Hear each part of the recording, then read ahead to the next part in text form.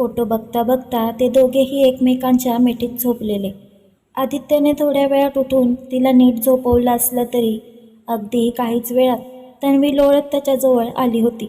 तिने तिचे हात आणि पाय दोन्ही आदित्यवर टाकले होते. तन्वीची झोपण्याची पद्धत आदित्यला माहीत होती. किती वेळा तिला बाजूला करायचं म्हणून आदित्यने आधीच त्याकडे दुर्लक्ष केलेलं. नेहमीप्रमाणे सकाळी लवकरच आदित्यला जाग आली. तो उठायला गेला तर तन्वी त्याच्या छातीवर डोकं ठेवून त्याला मिठी मारून झोपली होती. त्यानेही कधी तिला मिठीत घेतलेलं ते त्यालाही कळलं नव्हतं. त्याने स्वतःच्या डोक्याला हात मारून घेतला. ही उठली तर मोठा ड्रामा होणार, त्याआधी आपण उठून बाजूला व्हावं विचार करतच तो तिला बाजूला करायला गेला. पण जितकं तो तिला बाजूला करायचा प्रयत्न करत होता तितकंच ती त्याला अजून जास्त घट्ट मिठी मारत होती. त्याने एक दीर्घ सुस्कारा सोडला. त्याचा तो दीर्घ श्वास तन्वीच्या कपाळाला स्पर्श करून गेला. तसं तिने परत आपली मिठी घट्ट केली. त्याला हलायलाही जमत नव्हतं.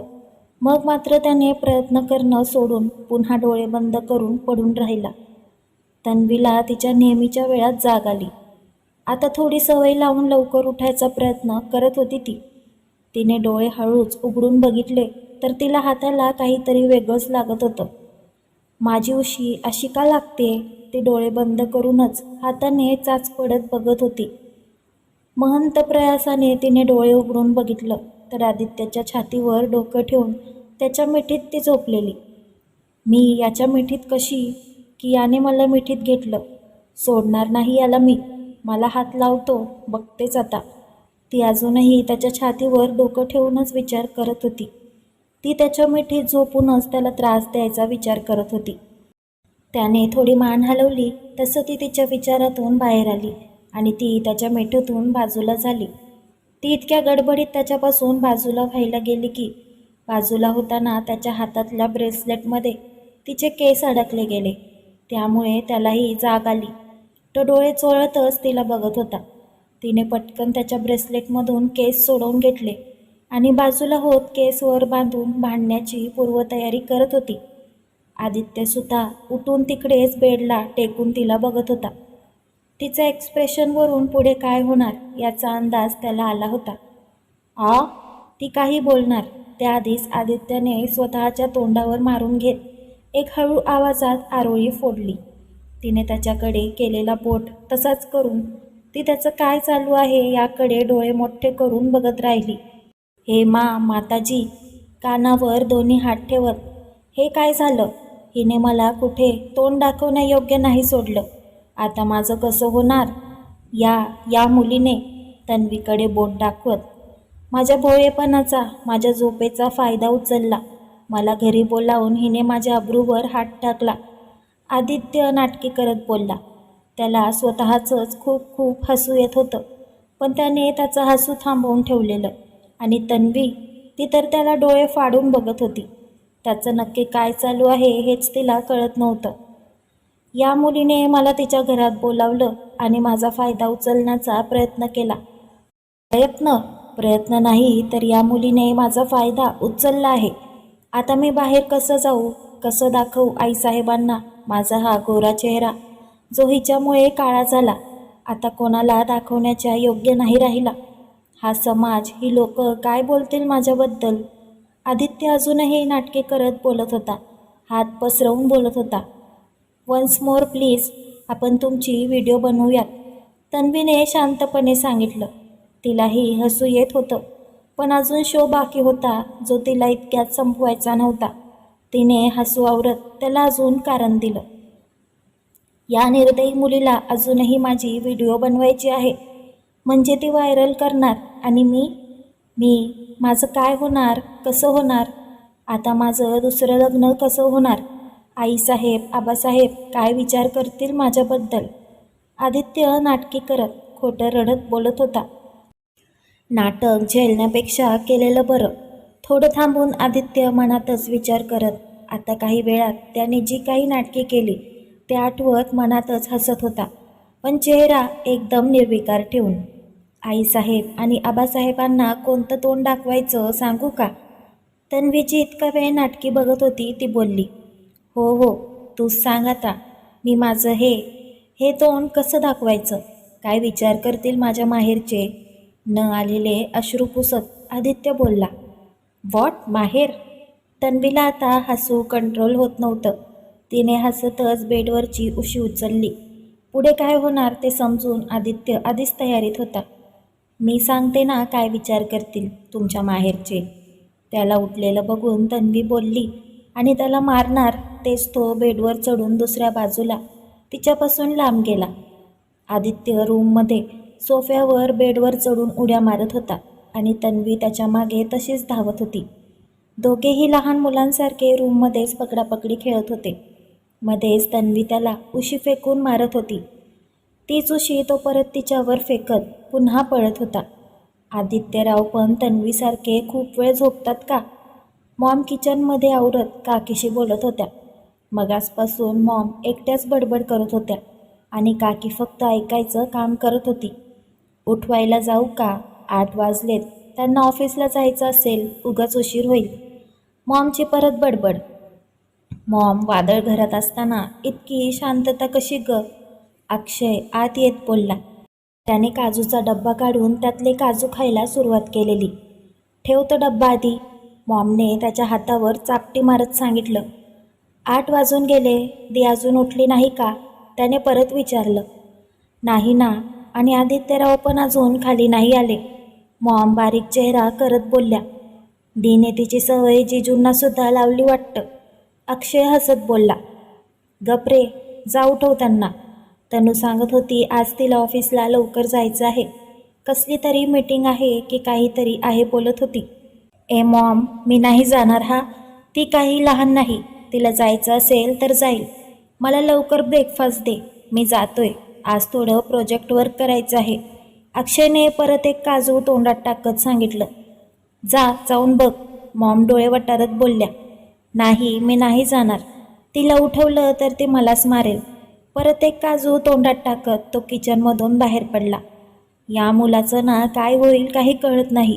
एक काम नाही करत कधी. आता मलाच जावं लागेल. मॉम तिकडे चिडचिड करत बोलत होत्या. त्यांची होणारी तगमग बघून काकी गालात हसत होत्या, पण एका शब्दाने त्यांना काही बोलत नव्हत्या. इतक्या वर्षांच्या सवयीने त्यांना इतकं माहीत झालं होतं की त्यांना आता मध्ये अडवणं म्हणजे स्वतःच्या पायावर दगड घालून घेणं.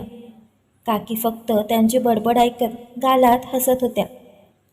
तन्वीच्या मॉम त्या दोघांना उठवायला आलेल्या.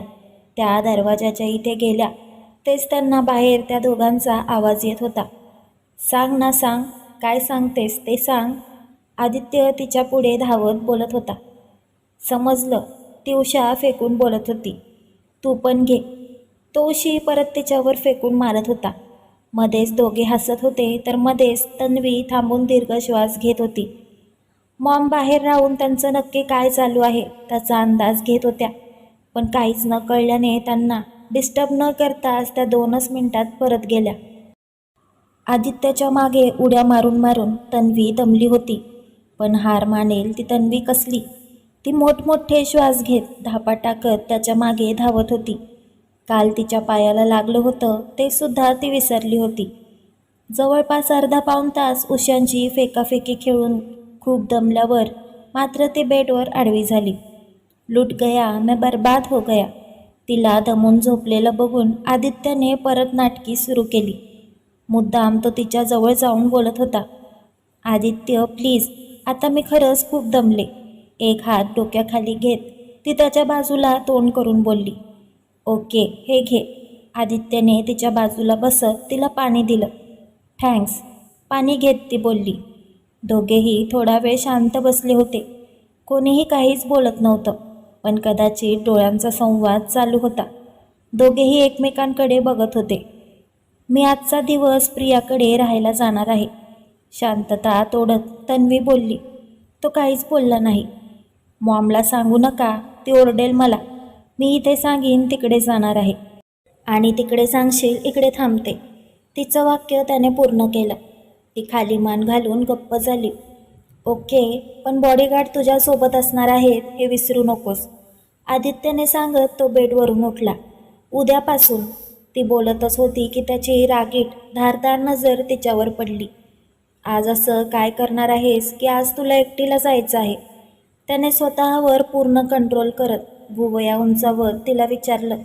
तसं तिने काही नाही सांगण्यासाठी नाहीमध्ये मान हलवली. बॉडीगार्ड असतील तुझ्यासोबत. मला उशीर होतोय, त्यामुळे मी ब्रेकफास्ट ऑफिसमध्ये करेन. तसं मॉमला सांग. बोलत तो तडक बाथरूममध्ये जायला निघाला. आदित्य, ब्रेकफास्ट करून जा, ती मागून ओरडतच बोलली. पण तिचं ऐकायला तो होताच कुठे. तो तर बाथरूममध्ये गेलासुद्धा होता. तो रागात गेल्याचं तिला जाणवलं होतं. आदित्य, ब्रेकफास्ट करून जा, नाहीतर मॉमचं लक्ष नाही लागत कशात. तो उपाशी जाईल याची चिंता होती. त्याच्या रागाची चिंता होती की ती बोलली तसं मॉमचं हे तिला कळत नव्हतं. पण काही करून ती त्याला बोलतं करत होती. तुला आज ऑफिसला जायचं नाही? तिच्या बोलण्याकडे दुर्लक्ष करत तिला तिकडेच थांबलेलं बघून त्याने विचारलं. हो, जायचं आहे ना. मी जाते तयार व्हायला. तुम्ही ब्रेकफास्ट करायला बसा, तितक्यात मी येतेच. तन्वी पटकन फ्रेश व्हायला गेली. त्याने नकारार्थी मान हलवत त्याचं आवरलं. खाली येऊन तो ब्रेकफास्ट करायला बसला. ब्रेकफास्ट चालू असतानाच तन्वी आली. तिने एकदा आदित्यकडे बघितलं. तो गप्प खाली बघून त्याचा ब्रेकफास्ट करत होता. तिने ती आज घरी जाणार असल्याचं सांगितलं. तसं आदित्यने एकदा तिच्याकडे बघितलं, पण तिने त्याच्याकडे न बघता खाण्याकडे लक्ष दिलं. मग आदित्यसुद्धा काहीच न बोलता गप्पपणे ब्रेकफास्ट संपवला. घाईतच ब्रेकफास्ट आवरून तन्वी आदित्यसोबतच बाहेर पडली. मला ऑफिसला सोडाल का? त्या दिवशी प्रियाने मला ड्रॉप केलं, सो माझी कार ती घेऊन गेली आहे. पटापट चालत ती आदित्यच्या स्पीडला मॅच करत बोलत होती. त्याने घड्याळात बघितलं. ओ सॉरी, तुम्हाला आधीच लेट झाला आहे ना, कसंनुसं हसत ती बोलली. Get in. कार समोर आली तसं त्याने तिला सांगितलं आणि तो दुसऱ्या बाजूने आत जाऊन बसला. गाडीतसुद्धा त्याने तिच्याकडे एकदाही न बघता लॅपटॉपमध्ये काम चालू केलेलं. तिलाही शांतता खटकत होती, पण ती पुढाकार घेऊन बोलूसुद्धा शकत नव्हती. तिची नुसती चुळबुळ चालू होती. मध्येच बाहेर बघत होती, तर मध्येच आदित्यकडे बघत होती, तर मध्येच नखं कुडतडणं चालू होतं. आदित्य तिच्याकडे बघून न बघितल्यासारखं करत होता. तन्वीच्या ऑफिसच्या इथे पोहोचले तरी गाडीमध्ये शांतता होती. All the best. ऑफिसच्या इथे गाडी थांबली तसं आदित्यने तिला विश केलं. हां, ते कशासाठी? आज तुझ्या इंटरनॅशनल मीटिंगचं मेल कन्फर्मेशन येणार आहे, त्याने तिच्याकडे प्रश्नार्थी नजरेने बघत विचारलं. ओ येस, थँक्यू. ती बाहेर पडली. थोडा वेळ ती तिकडेच उभी होती, कार गेटच्या बाहेर जाईपर्यंत. कार बाहेर गेली तेव्हा तन्वी ऑफिसमध्ये जायला वळली. इतक्या बिझी शेड्यूलमध्येही आदित्यच्या लक्षात होतं. स्वतःशीच विचार करत ती तिच्या कॅबिनमध्ये जायला निघाली. ती स्वतःच्याच विचारात इतकी रमली होती की तिला गुड मॉर्निंग करणाऱ्या स्टाफकडे सुद्धा तिचं लक्ष नव्हतं. ती आज प्रियाकडे जाणार आहे, सो तिच्यासोबत जे गार्ड्स असणार आहेत त्यांना नीट लक्ष ठेवायला सांग.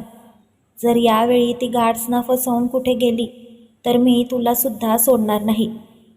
तन्वी गाडीतून उतरल्यावर थोडं पुढे येऊन आदित्यने लगेच फोन करून समर्थला धमकी दिली. फोनवर बोलून झाल्यावर त्याने डोळे बंद करून मागे सीटवर डोकं टेकवलं. तुम्हाला सर्वांना आदित्याची काळजी वाटते, पण मला तन्वीची काळजी वाटते. बिचारी कसं सहन करते आदित्यला, किती सतावतो तो तिला. बाकी तुम्ही एकदम मस्त ओळखलं. किती ओळखता आदित्यला तुम्ही? आदित्य आणि तन्वीमधलं पहिलं भांडण. आदित्य रागवला आहे. तुम्हाला काय वाटतं तन्वी आता काय करेल? प्रियाकडे जाईल, तिचं जे गुपित काम आहे ते करेल आणि आदित्य तो तिच्या त्या गुप्त कामाचा शोध घेण्यात यशस्वी ठरेल. भाग कसा वाटला ते सांगा.